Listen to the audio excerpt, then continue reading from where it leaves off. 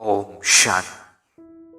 आज हम सुनेंगे ब्रह्मा कुमार अशोक भाई जी के अनुभव में कैसे वो ज्ञान में आए और मिलिट्री की सर्विस करते हुए बाबा ने उनको कैसे मदद की। तो उनके लेख में अशोक भाई जी कहते हैं, ये बात 7 जून सन 1996 की है। मैं पठानकोट में मिलिट्री में हवलदार के पद पर सेवारत था।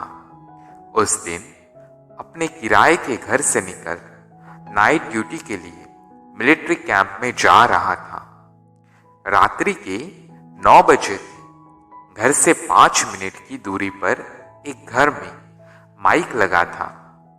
उसमें मुझे 3 शब्द सुनाई दिए, निराकारी, निर्विकारी और निरहंकारी। इनको सुनने के बाद मुझे ऐसी महसूस आई कि ऐसे शब्द तो मैंने आज तक किसी भी साधु संत धर्म संस्थान में नहीं सुने।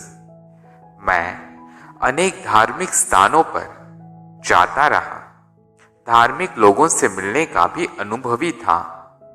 मैं इन शब्दों के आकर्षण में बंद कर वही खड़ा हो गया। मैं इतना बन गया कि ड्यूटी जाना ही भूल गया। लगभग 15 मिनट वही खड़े होकर आगे का प्रवचन सुनता रहा। इन 15 मिनट में बार बार सुनाई दिया, बाबा कहते हैं, मीठे बच्चे, दुनिया में जो भी देखते हो उसमें आकंठ ना डूबो। 15 मिनट के बाद मैं चला। मुझे इतना आकर्षण हुआ कि अभी उस स्थान पर जाऊं जहां से ये आवाज आ रही है, परंतु फौजी ड्रेस पहने जनसाधारण के बीच ना जा सकने की मजबूरी और ड्यूटी पर समय पर पहुंचने की पाबंदी। इसीलिए मैं चल तो पड़ा, लेकिन मन वही लगा रहा, उन्हीं शब्दों में रमन करता रहा।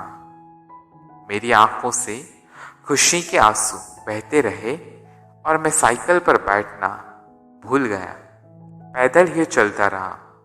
पैदल चलते चलते उन महावाक्यों पर विचार करते ड्यूटी पर पहुंच गया। वहां जाकर भी उसी खुशी में खोया रहा कि आज मैंने कितना रसीला प्रवचन सुना। वास्तव में वे आवाज पठानकोट में ममून क्षेत्र में स्थित एक ब्रह्मा कुमारी पाठशाला से आ रही थी। उस रात वहां विशेष कार्यक्रम था। कई ब्रह्मा कुमारी बहनें भाई एकत्रित हुए थे और माइक पर ईश्वरीय महावाक्यों को पढ़कर सुनाया जा रहा था। मैंने जो सुने वे ईश्वरीय महावाक्य थे जो सीधे मेरे दिल में उतर गए। ड्यूटी पूरी करके सुबह 6 बजे मैं घर पहुंचा। रास्ते में उस पाठशाला के आगे से गुजरते मैं फिर रुका, कैसे अंदर जाऊं, ये बात मन में आती रही और मैं घर आ गया। भोजन के बाद युगल ने कहा, बच्चे 1:30 बजे स्कूल से आ जाते हैं, शाम तक फ्री रहते हैं। अपने घर के पास एक गीता पाठशाला है, उसको एक शिक्षक भाई संचालित करते हैं। आप बच्चों के ट्यूशन के लिए उनसे बात करके आओ। जब मैं गया तो देखा ये वही घर है जिसमें से सुबह ईश्वरीय महावाक्य गूंज रहे थे और पाठशाला के निमित्त भाई ही शिक्षक भी थे। मैंने उनसे बच्चों की ट्यूशन की बात की। उन्होंने 3 बजे का समय दिया और मुझे ईश्वरीय ज्ञान सुनाना शुरू कर दिया। उनके मुख से ज्ञान सुनते ही लगा जैसे कि कई जन्मों के कैदी के बंधन ढीले हो गए। मन पर रखा सारा बोझ उतर गया। सब नकारात्मक विचार, चिंताएं, दुख, परेशानियां भाग गए और मैं बरी हो गया। ज्ञान सुनकर मानो तीसरा नेत्र मिल गया। उन्होंने शाम को 7:30 बजे फिर बुलाया। घंटा भर एक बहन ने मुझे और मेरी युगल को प्रदर्शनी समझाई और हमने उसी समय से 7 दिन का कोर्स प्रारंभ कर दिया। बहन जी ने दृष्टि दी तो मुझे बेहद सुख मिला। इसके बाद हम नियमित मुरली सुनने लगे। घर आश्रम जैसे बन गया। ईश्वरीय ज्ञान में आते ही घर में जो थोड़ा झगड़ा होता था वह समाप्त हो गया। गलत फहमियां खत्म हो गई। सहन शक्ति की मुझ में कमी थी, वह पूरी हो गई। घर की तनाव भरी परिस्थितियों से निपटने की शक्ति आ गई। स्वास्थ्य में इजाफा हो गया। मैं एक विशेष घटना का जिक्र यहाँ करना चाहता हूँ। ज्ञान लेने के बाद मेरी पोस्टिंग पूंछ के पास सीमा पर हुई। उन दिनों कारगिल की लड़ाई का माहौल चल रहा था। अक्सर हमारी ड्यूटी के स्थान पर पड़ोसी देश की तरफ से बम फेंके जाते थे। एक दिन में और मेरा एक साथी इकट्ठे अपनी ड्यूटी पर थे। मैं और मेरा साथी इकट्ठे अपनी ड्यूटी पर थे। उस समय बम फायर आया जो लगभग 7 किलोमीटर की दूरी पर था। इससे हमें अंदाजा हो गया कि अभी और बम भी आ सकते हैं। मैंने अपने साथी को कहा, चलो हम मोर्चे पर चलते हैं। लेकिन मेरे साथी ने कहा, 2 मिनट रुको, मैं जरूरी आदेश गाड़ियों को सुरक्षित जगह पर पहुंचाने का दे देता हूं। मेरा साथी फोन करने लगा और एक लाइट आई और मुझे फूल की तरह हल्का बनाकर सुरक्षित जगह की तरफ खींचकर ले गई।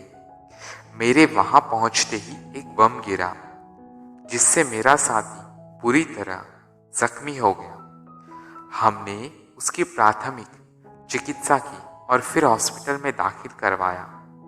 इस प्रकार बाबा ने मुझ आत्मा की रक्षा की। बिल्ली के पुंगरों की तरह आग के बीच में से भी भगवान ने मुझे सुरक्षित रखा। बाबा कहते हैं, बच्चे, यदि तुम याद में होंगे तो बाबा तुमको ऐसे टचिंग देगा जो तुम्हारे पांव खतरे से दूसरी दिशा की ओर स्वतः बढ़ेंगे। जब से ज्ञान और योग जीवन में आया तब से मुझे आर्मी की सेवा में ज्यादा आनंद आया। मुझे जो भी काम दिया जाता उससे ईमानदारी से निभाने की ताकत आ गई। इससे आत्मा को बहुत खुशी होती थी। पहले कोई कुछ कहता था तो बड़ी फीलिंग आती थी कि ये कार्यभार मुझे ही क्यों बोला जाता है, किसी और को क्यों नहीं। परंतु ईश्वरीय ज्ञान मिलते ही समझ आ गई कि ये मेरी ड्यूटी है, मेरा फर्ज है और मैं इसको करने के योग्य हूं। इसीलिए मुझे कहा जा रहा है। एक बार मैं गहरी नींद में सोया हुआ था। रात को लगभग 12 बजे बाबा ने मुझे जगाया और कहा, बच्चे बाहर देखो क्या हो रहा है।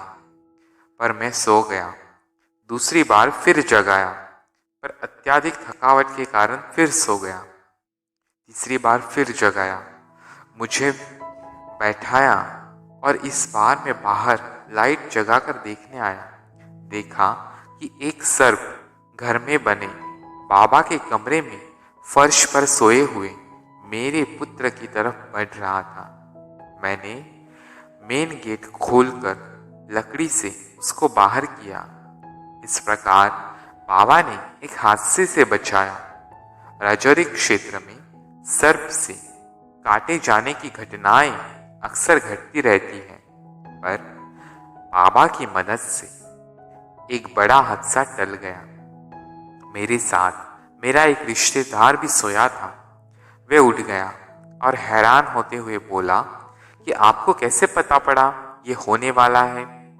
परंतु सर्वशक्तिमान जिसे जगाए वह नुकसान कैसे उठा सकता है? तो ये था अनुभव अशोक भाई जी का। ओम शांति।